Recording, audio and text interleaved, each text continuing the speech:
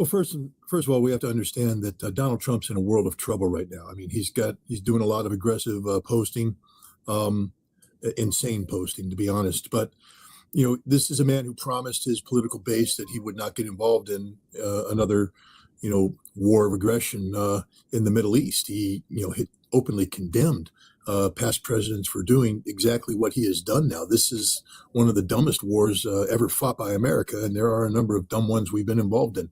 But this one has no basis in legitimacy whatsoever. This is 100% not only a war of choice, but a war in which the United States has been directed into combat by a foreign power. This isn't a war on behalf of the American people or American national security interests.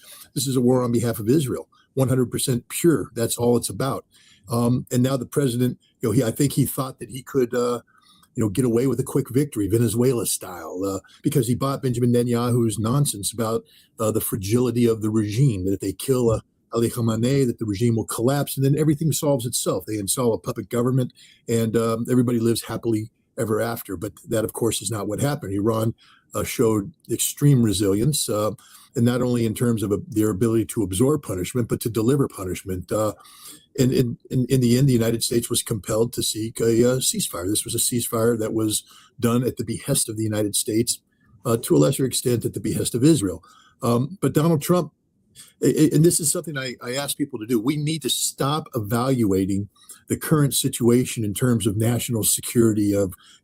Defense questions are meaningless in this environment. Meaningless because this has nothing to do with the national defense of the United States. It has nothing to do with the foreign policy of the United States. This is about Donald Trump's narcissism. This is about sustaining the cult of personality. This is about the Trump brand. That's all this is about.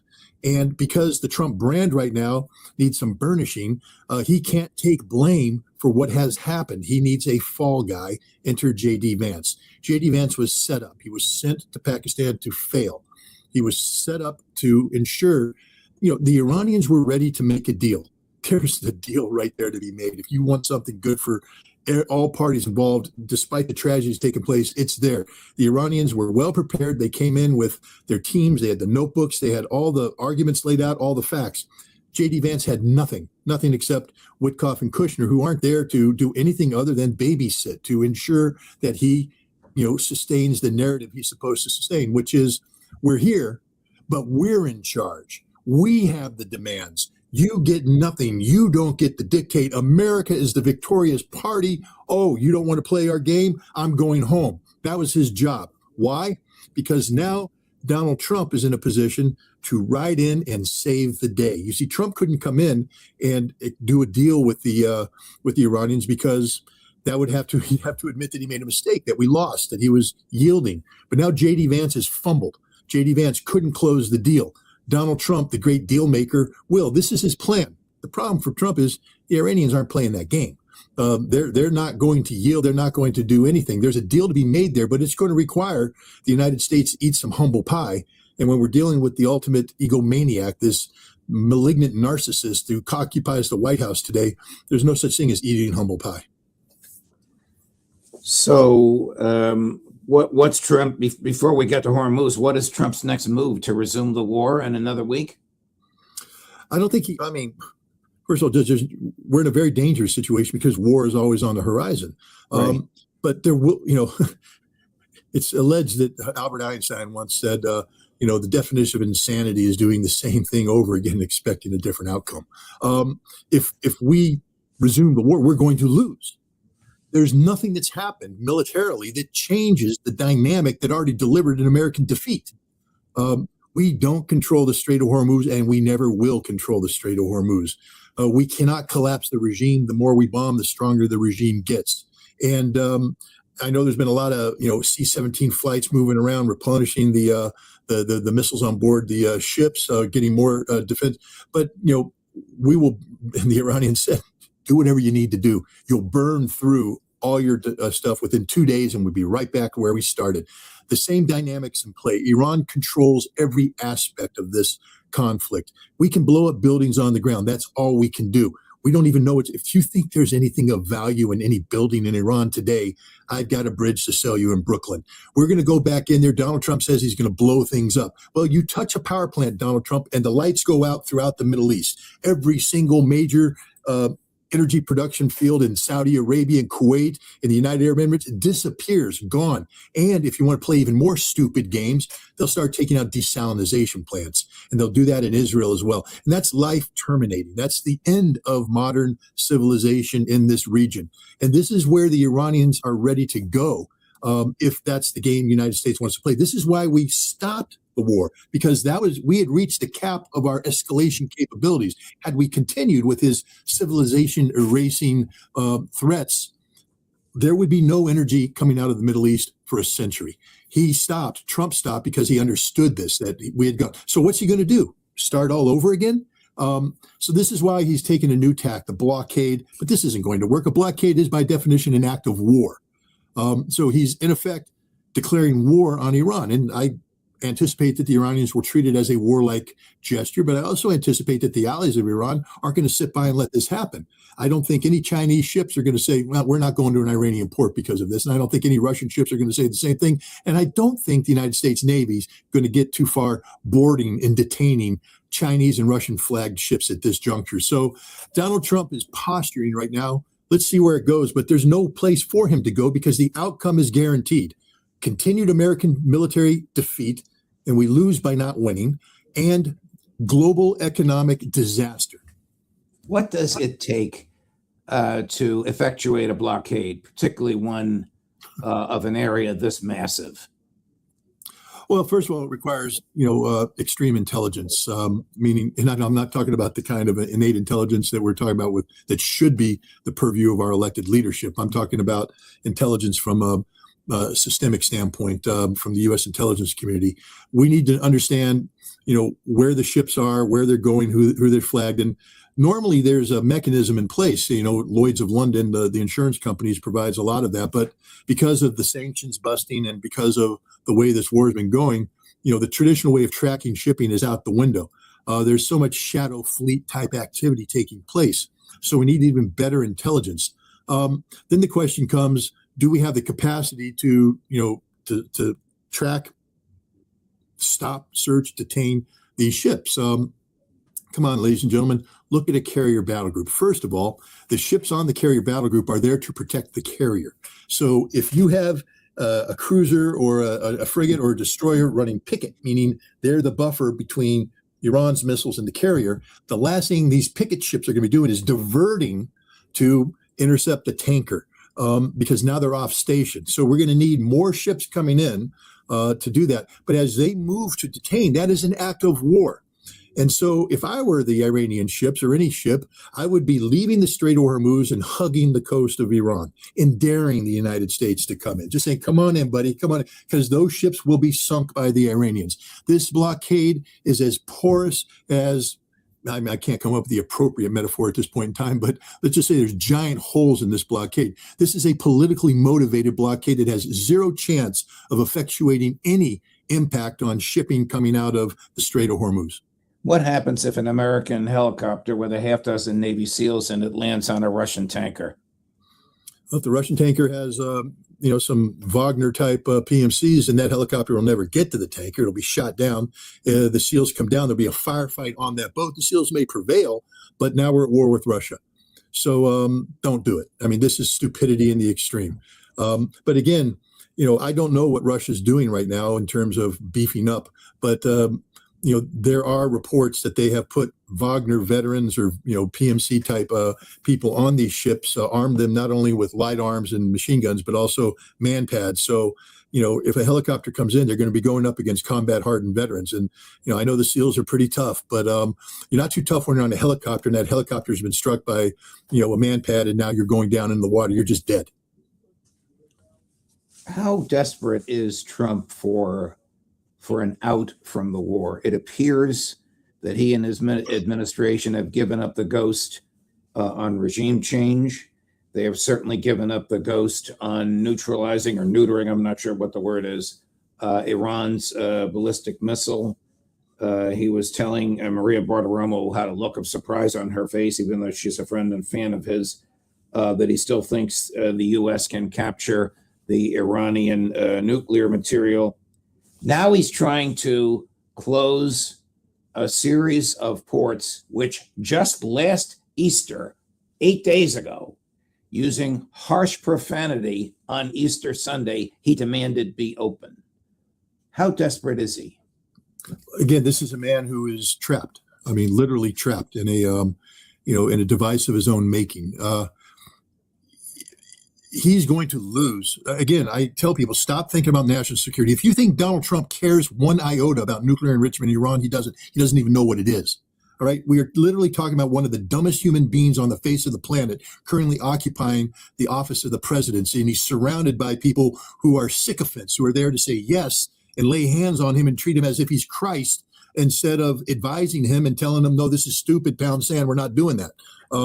So, here we've got this idiot who is in this trap, and he doesn't know how to get out. And all he knows how to do is bluster. You see, this is about preserving the Trump brand. This is a business deal for him that's going south badly. And so his number one priority is to preserve the brand. Trump brand must come out of this crisis with its, being burnished and that it's there. He is looking at losing an election in November.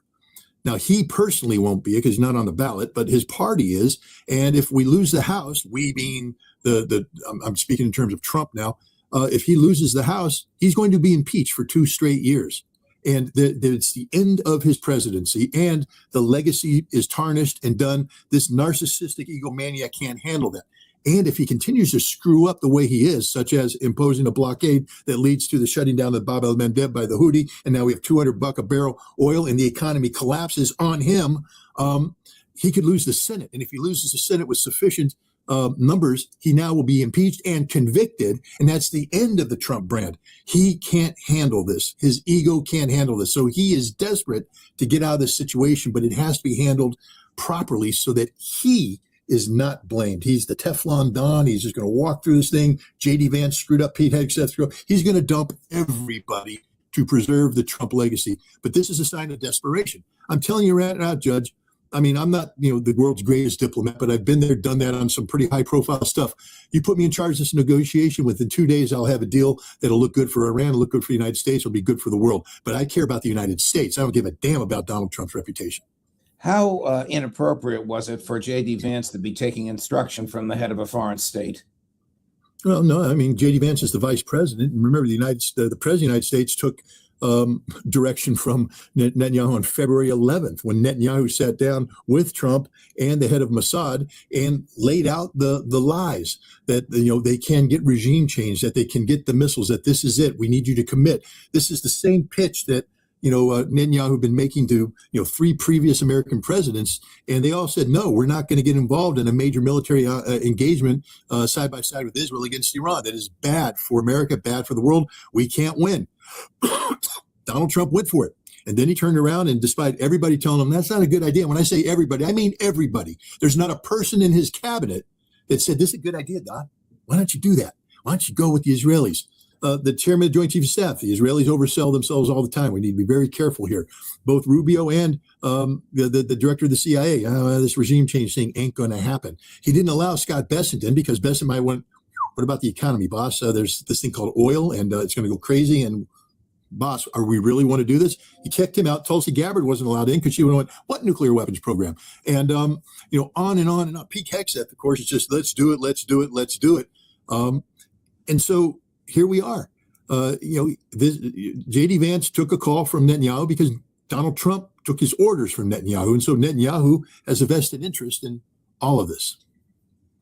What does the Trump brand gain by attacking and insulting the Pope and by mocking Catholicism and Christianity?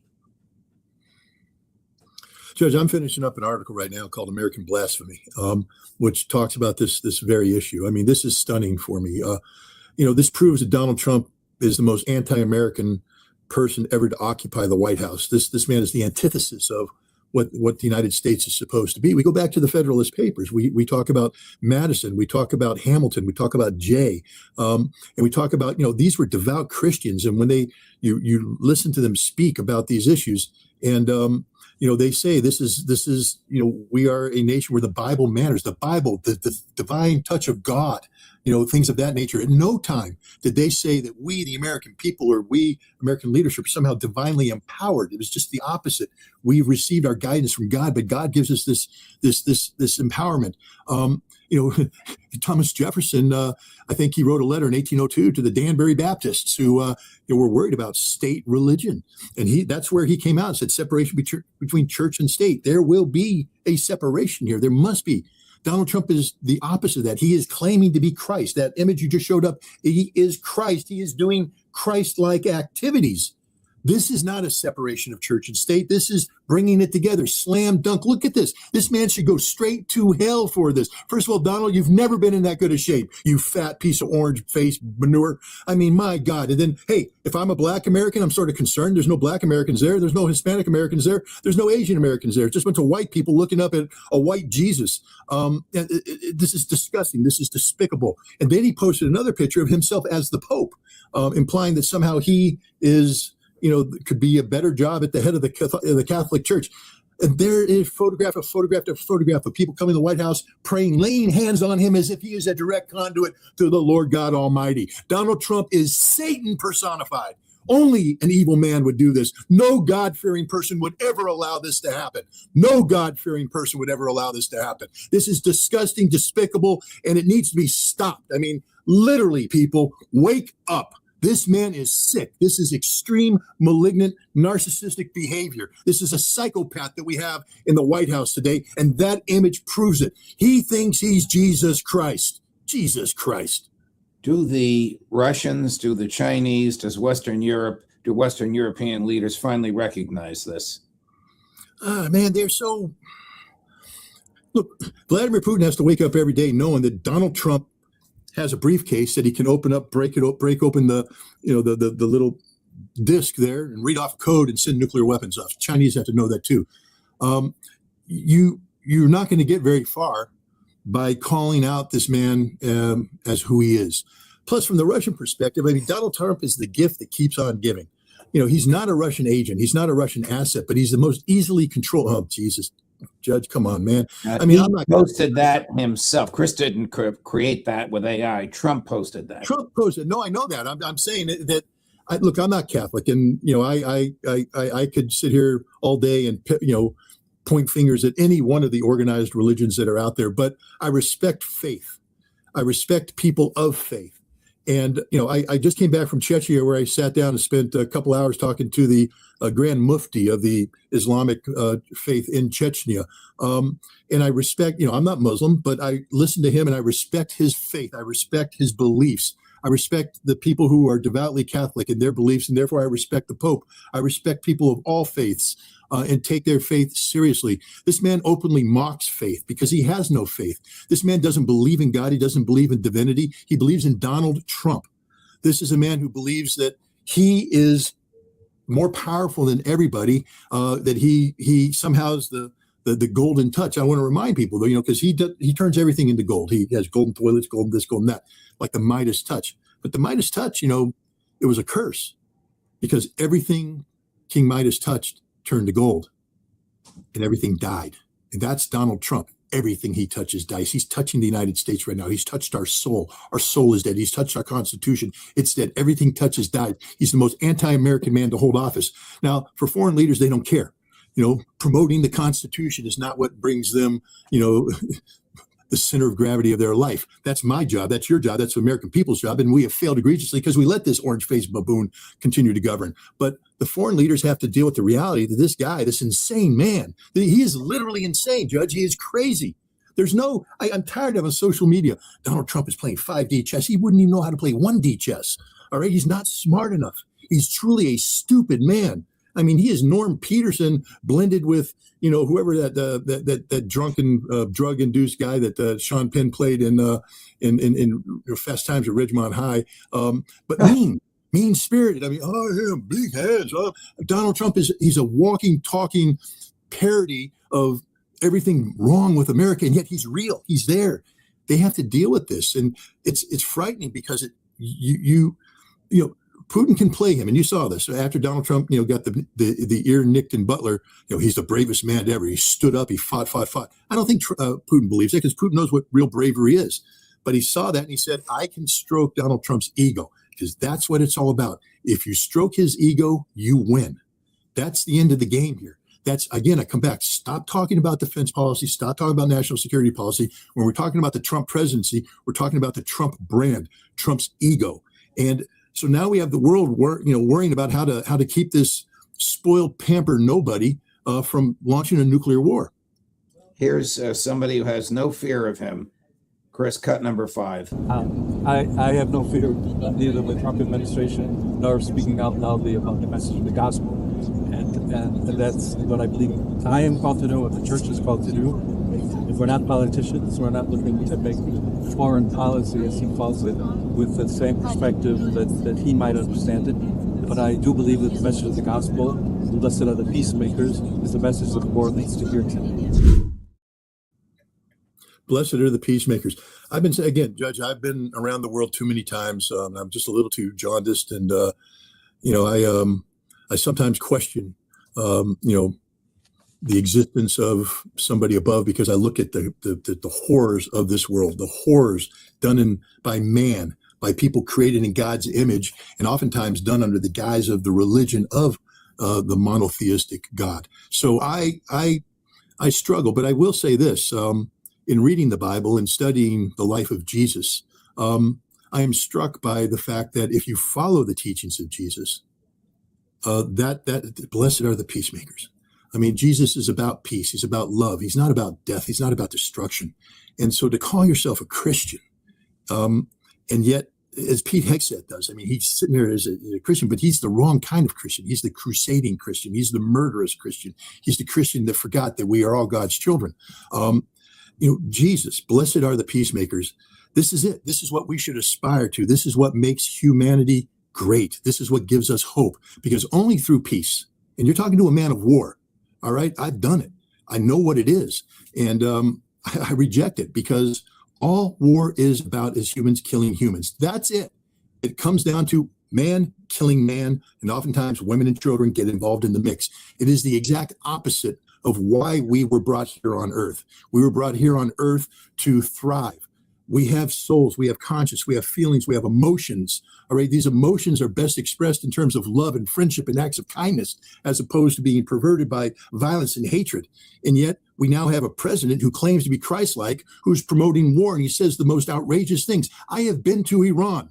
I have met the Iranian people. They are kind people. They are intelligent people. They are cultured people. These are some of the finest examples of humanity one can imagine. And I've met their religious leaders, and they are men of faith. I'm not saying I buy into their religion. I'm saying that I respect their religion, and I respect the role they play in representing their religion. And you know what? It doesn't matter if I don't believe into it. The people of Iran do. These are people of faith, deep, abiding faith in God, in their God, in Allah, and in God's messenger, Muhammad, and in Ali, and in Hussein. We just, blessed are the peacemakers. That's what we should be aspiring to be, all of us collectively. And as Americans, we have to hold our elected officials to that standard, because even though there's a separation of church and state, I once again ask everybody to go back to the foundational principles of this constitutional republic.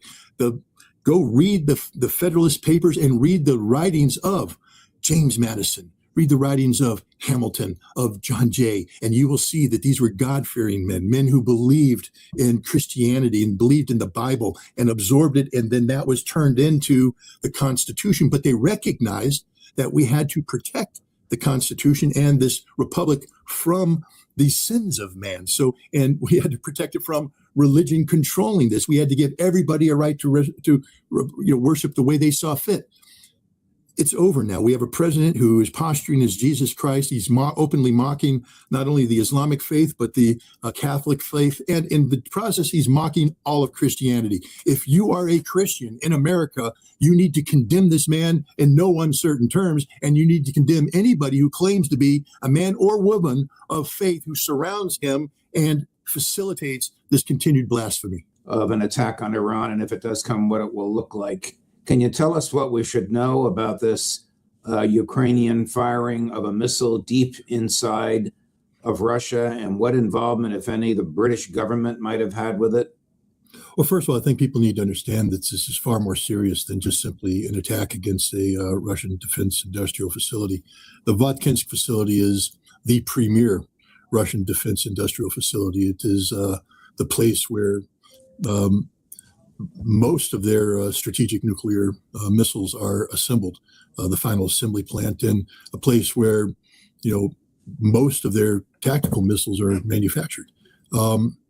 If you were to pick, the top 5 important facilities, defense industrial facilities in Russia, Votkinsk would definitely be in the top 5, and some people like me would argue that it's number 1. So hitting this isn't just like hitting anything else. And the other thing you have to do before we talk about the attack, we have to set it up by pointing out this is exactly what Russia was saying they didn't want to happen back in December of 2021 when they put draft treaties before the United States and NATO. Vladimir Putin told Biden specifically, what we fear most in this adventure you're doing with Ukraine is that you're going to position long-range strike missile attack capability on Ukrainian soil. And Ukraine sits like a mailed fist in the stomach of Russia, right there. And if you put missiles there, Russia's literally defenseless. None of their defenses have been built to respond to this. Biden pretended to pay attention, but then he was dismissive of this. The Russians, weren't acting in a vacuum. The United States withdrew from the Intermediate Nuclear Forces Treaty in 2019.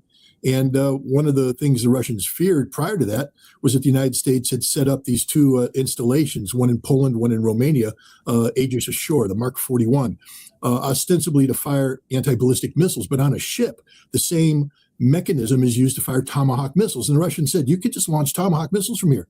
This is not what we want. This is destabilizing. And I say, don't worry about it. We would never do that. 1 week after we withdrew from the INF Treaty, we launched a Tomahawk missile from one of the from an Aegis Ashore Mark 41 type launcher. And so the Russians are like, no, you're not going to get to do that in Ukraine. And if you recall, the British and the French sent the Scalp and the Storm Shadow and the Scalp. We sent the ATACMS, 250 kilometers for the British and French systems, 300 for ours. And the Russians said, don't use them against our territory. And initially, we put a restriction on that. So you can only use it against Ukraine or in the disputed new territories. But then in September 2024, Joe Biden and Keir Starmer were talking about giving permission for Ukraine to strike deep. And that's when the Russians came back and said, if you do that, we nuke you. Straight up. It will be nuclear war. And then we pretended that they were bluffing. And in November, the Biden administration said, you have our permission to use ATACMS deep. And the Russians were getting ready. That's when the CIA briefed Congress, 51% chance of nuclear war. Guys, this isn't fake. This isn't, some disc jockey saying, be afraid, be afraid. 51% chance, CIA briefing senior members of Congress. Only Trump coming in, candidate Trump saying, I'm going to rescind that order, is what probably prevented that war from happening. But now Trump is talking about sending Tomahawks to Ukraine. Tomahawks, the very missile the Russians were worried about. Now, he was never serious about that, but now we come to your thing. In step the British. The British have a production company, Millennium. It's headquartered in the United Kingdom, has a production hub in Abu Dhabi, and they worked with the Ukrainians to create something called the FP5 Flamingo. This is a workaround the Russian red lines about Tomahawk missiles, Scalp, Storm Shadow, ATACMS, because this is ostensibly an indigenous Ukrainian missile, but it's not. The British made it. The British designed it. It was done in a way that we could pretend the Ukrainians put it together. The Ukrainians are producing this, but the engine is what used to be produced in Zaporozhye, a Motor Siege plant. That plant's been leveled. So where are they getting their engines from? Not Ukraine. They're being refurbished outside of Ukraine. The solid rocket motor propellant used to boost the Flamingo from the ground into the air is produced in Denmark. The Danes have openly said, yeah, we're producing a solid rocket motor plant. The Germans provide the guidance and control, and the British provide the funding and the direction. And the United States provides intelligence, the same intelligence package that we use to guide their drones to Russian defense industries or to Vladimir Putin's residence was used to guide them to Vodkensk. So now put yourself in the Russian position. The thing they said can't be allowed to happen just happened. This is a game changer. Not only do the Russians have to respond in a way that eliminates the Flamingo, but the current Ukrainian government can't be allowed to exist. Ukraine, as it's currently configured, can't be allowed to exist because now, if the war stops the way Donald Trump wants it to stop, you freeze in place this government with their military capabilities, which now includes long-range strike capabilities made by NATO, labeled made in Ukraine. It's all a lie. This is a very dangerous situation. And I'm waiting to see how the Russians are going to respond. What do you expect the Kremlin will do? That they have to do something militarily, right? Well, they claim they already have. They claim that they immediately fired some Kinzhal missiles into production facilities in Ukraine. But the Russians know what's going on. There's German production facilities. There's the Danish one that's been admitted. The Czech Republic is probably refurbishing engines. Some fabrication is probably taking place in Poland, and then in Ukraine, you'll have a final assembly plant. But this is one of those things where according to some of the people that are closely advising Vladimir Putin, like Sergei Karaganov, it's time to strike Europe. And that case is being made. I don't know if Putin's going to pull the trigger yet, but the other thing it does is it undermines the trust and confidence in the American role as a mediator to bring this war, because it appears now that the United States is simply dragging this process out until which time Ukraine develops long-range strike capability, and then that will be frozen in place as part of the security guarantees when this war comes to an end. Totally unacceptable to Russia. It's a poison pill. Russia couldn't accept it because to do so is to surrender. Is there any question in your mind of CIA involvement? No question whatsoever. The CIA is neck deep in advising the Ukrainian drone program. The CIA and MI6 are working together. This is part of an MI6 master plan called Keep Ukraine in the Fight. This is what Volodymyr Zelensky has been saying. Give me the ability to strike deep and I will bring the Russians to the table. And so this is a British master plan, but it's the CIA, it's the United States that develops the targeting package, and it's the CIA that delivers that targeting package, probably indirectly through Palantir in Germany to the Ukrainians. When Witkoff and Kushner sit down with the Russians, which I think is in Geneva pretty soon, I'm not sure, because of the two sets of negotiations going on, one with Iran, one with Ukraine and Russia. Do the Russians go toe-to-toe with him about what the CIA has done? I doubt it. The Witkoff-Kushner angle is an economic angle. And the primary point of contact there is Kirill Dmitriev, who is running around touting this 7-point plan, which looks an awful lot like the United States plan to economically dominate and control Russia in the 1990s, or the Biden plan in March 2011. I don't understand why the Russians don't know their history. Why do I know their history better than them? Why, when I look at this 7-point plan, do I say, no, this is the kind of economic capitulation that we got from you in the 90s and we're trying to get for you from in 2011, which you rejected then. Why would you ever embrace this now? But that's what they're wrestling with right now. The military to military stuff will be done, in using different channels. There's military to military channels similar to the one that was used to supply the United States with the guidance chip from the assassination attempt against Vladimir Putin. The CIA and the Russian SVR have back channels, and I'm sure those messages will be sent as well. Wow. I'm switching to Iran now. From your experience, from your observations, and from whatever sources you may consult, do you believe that the U.S. attack on Iran is inevitable? This is a tough one, Judge, because politically the president has painted himself into a pretty little corner. Logistically, we've surpassed the point where it would be comfortable to stop this war. If we don't attack, we are literally blowing a logistic opportunity, because the air defenses that we've assembled in the region have been taken down. Many of them come from, for instance, Asia. A THAAD system came out of South Korea. Patriot missile came out of South Korea. Some come from Guam. So we've stripped our defenses in the Pacific. Remember Taiwan and China. We've stripped our defenses in Europe. Nobody wants to talk about that, to build them up in the Middle East. But we can't keep this forever. At some point in time, those assets have to go home. And the other thing is we've forward deployed a whole bunch of military resources, not just aircraft, but fuel, armaments. The logistics, again, is critical. During the Gulf War, we called this the tip fiddle. And once you passed in October of 1990, the decision was made to go to war, irreversible, because we had already started pushing so much military force forward that you couldn't turn the switch off. The same thing happened in 2003. Even if we didn't want to invade Iraq, we had to because the system was moving. And I'm afraid that that's the same thing that's happened. The only good news is, I think, and I've been betting on this, I've told you about this, I've told other people about this, the generals have to look at this. And I'm hearing that the generals right now are saying, boss, we can't do this. I mean, we can go in, we can bomb, but we're not going to achieve the outcome you want. You're telling us regime change must occur. And we're telling you we don't know if we can accomplish that. We're also telling you that we don't know if we can suppress the totality of their ballistic missile capabilities, and that they may get off some salvos that hurt Israel and hurt us. And, we could be in for a long, knockdown, drag out fight, the kind you said you didn't want us to get involved. So we're giving you a heads up. If you order us to go in, we may never get out of there. We may be caught up in a war that's just going to last forever. And, the military stays out of politics, but the insinuation there is that you're going to pay a heavy price at the polls. What would be the military goal? They're not going to chase the Ayatollah from office. If they kill him, he'll be replaced with someone younger and of like mind. They're not going to cause a revolution in the streets. They're only going to unite the Iranian people behind their government, and they're going to expose Israel to potentially devastating consequences. Do you agree on all that? I agree that's all the potential, except I would come back with the CIA response. Maduro in Venezuela. Because before we took out Maduro, there were people, some of them are my very good friends, who have been to Venezuela. There are 5 million Venezuelan militia who are going to rise up in the streets and defend Maduro to their dying breath. I mean, Maduro is entrenched. This is that. The CIA bought everybody. And the CIA was very cocky.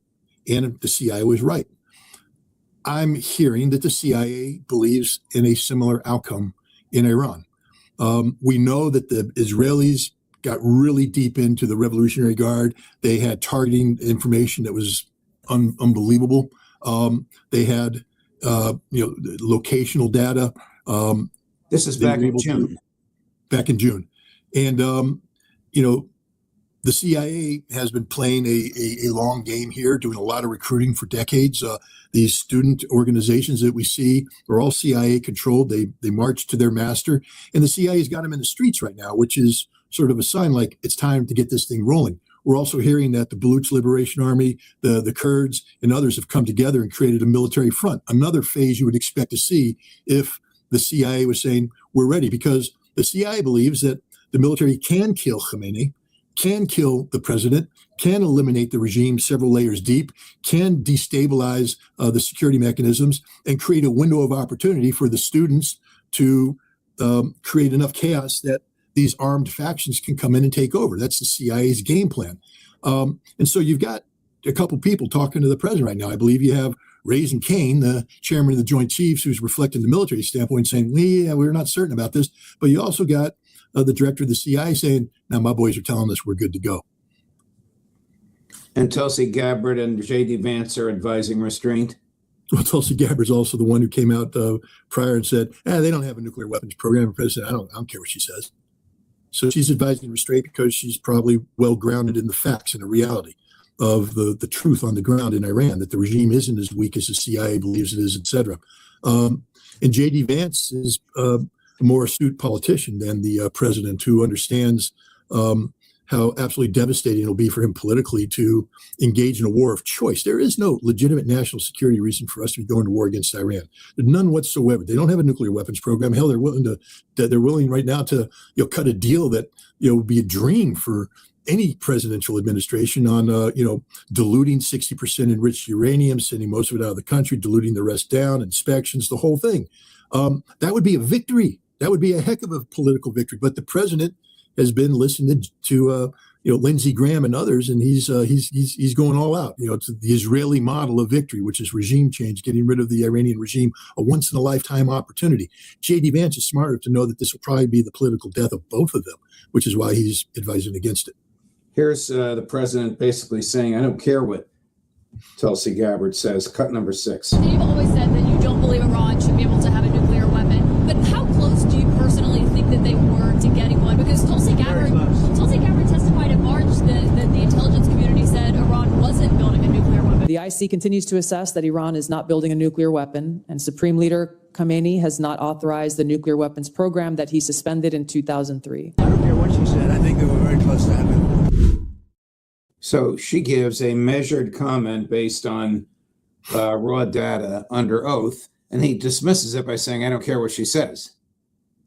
Yeah, that's due to what? The Zionist pressure on him. It's Israel. Remember, he withdrew from the JCPOA after receiving a briefing from Benjamin Netanyahu based upon supposedly new intelligence. And his intelligence community was telling him the same thing I would have told him. Hey, boss, this is recycled crap.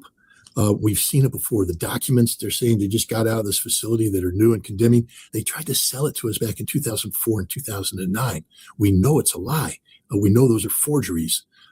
That's what the intelligence community is saying. But he had Benjamin Netanyahu dancing in the White House, and he came out and he said the Iranians are cheating. We're leaving the program. So what is right now is he's receiving briefings from the Israelis, and he's believing these briefings.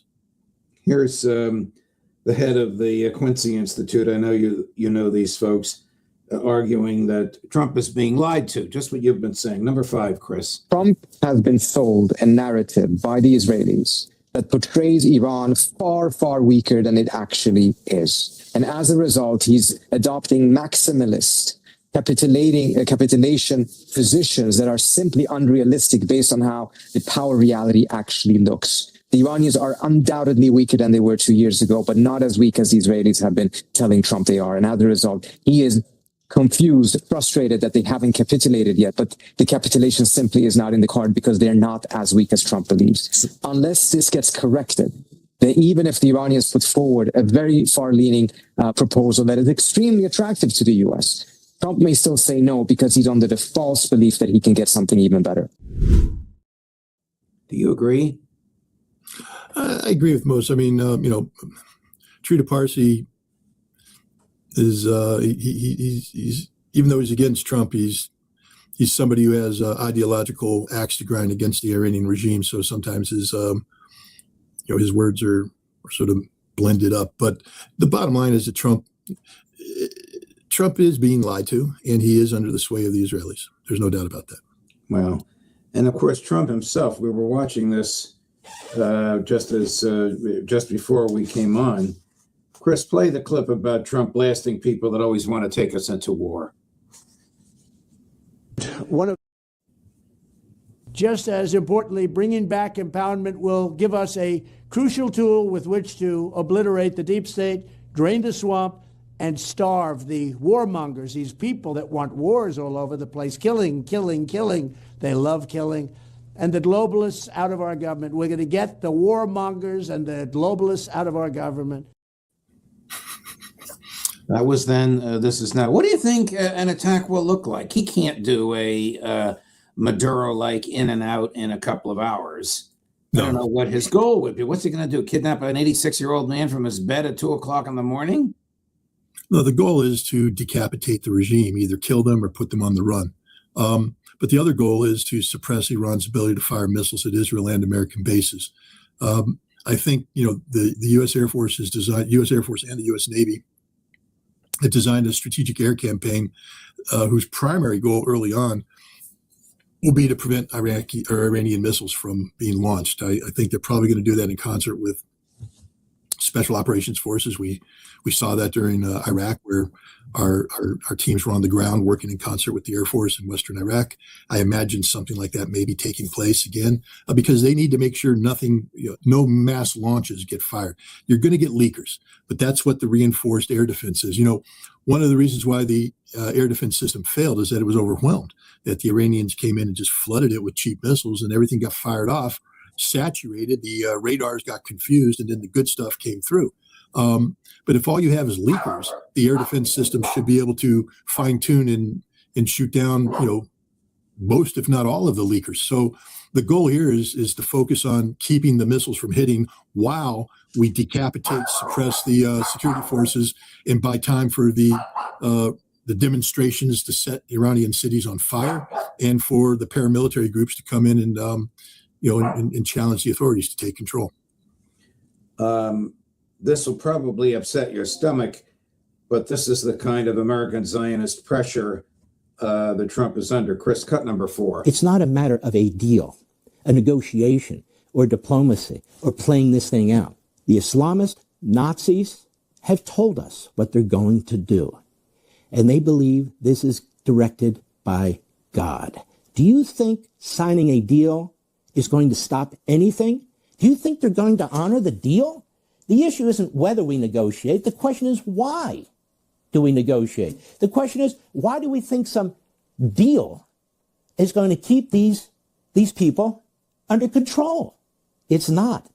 The problem isn't negotiations. The problem isn't they won't agree to this or that, or we can get the best deal in world history. The problem is them.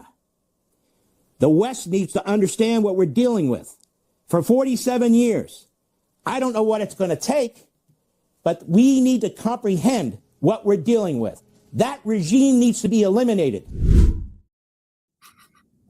I always find it entertaining when balding, fat old men who have never been in the military talk tough like they're ready to lead the charge. Mr. Levine has no credibility here.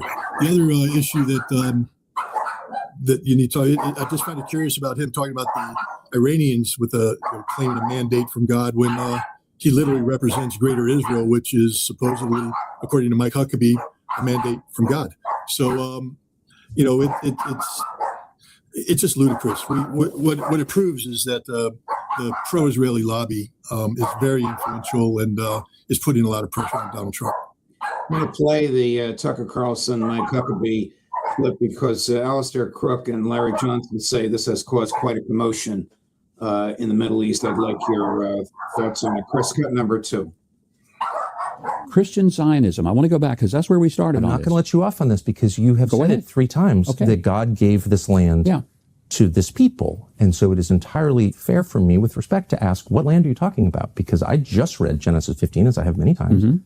And that land, I think it says, from the Nile to the Euphrates, which is, once again, basically the entire Middle East. So God gave that land to his people, the Jews, or he didn't. You're saying he did. What does that mean? Does Israel have the right to that land? Because you're appealing to Genesis. Yeah. You're saying that's the original deed. It would be fine if they took it all.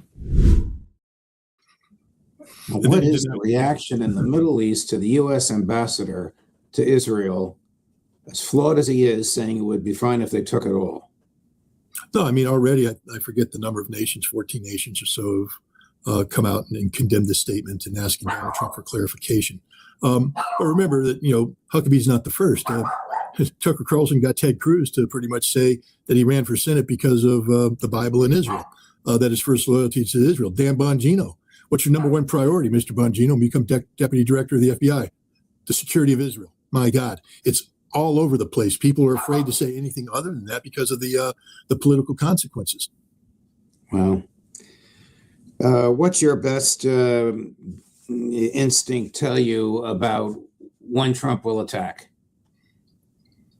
I mean, he's got a problem with the moon, as I understand it. I didn't realize that the moon plays a role in this. That's old school. When you're doing surprise attacks, you wait for moon phase. But in this day and age, once the battle starts, it starts. It doesn't matter where the moon is.